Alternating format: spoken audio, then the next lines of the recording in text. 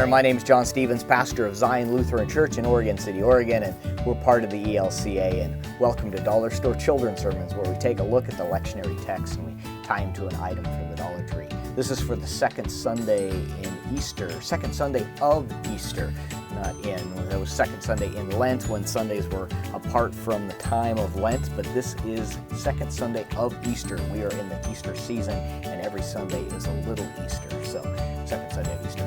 And we're looking at the narrative lectionary, and it's the road to Emmaus, as the disciples are walking to Emmaus and Jesus meets them on the road.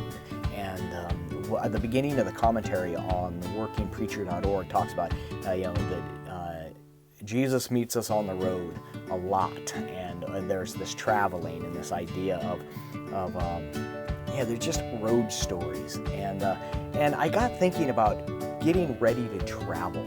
That as we get ready to travel and we go on a trip, how do we prepare? How do we travel? And how do things change our travels and our destinations? Like here, the disciples are traveling on the road, and Jesus meets them, and all of a sudden, the trip becomes completely different. It moves from walking and being met by Jesus, being met by God on the road, just alters things. So the items I'm using, one of two items. One is duct tape. Whenever you go on a trip, if you're going on a trip, driving on a trip, it's always good to have duct tape with you. It's always good to have that because I know people that can fix everything under the sun with duct tape.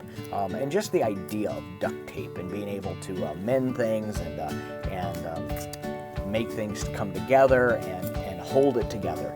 Duct tape. And maybe drawing this into this idea that as the disciples are walking and Jesus shows up, and there's a sense that their world is being torn apart, like in the breaking of the bread at the end of the story, and in meeting Jesus, both on the road but then also in the breaking of the bread, their world is then brought together and held together, and Jesus holds us together as the body.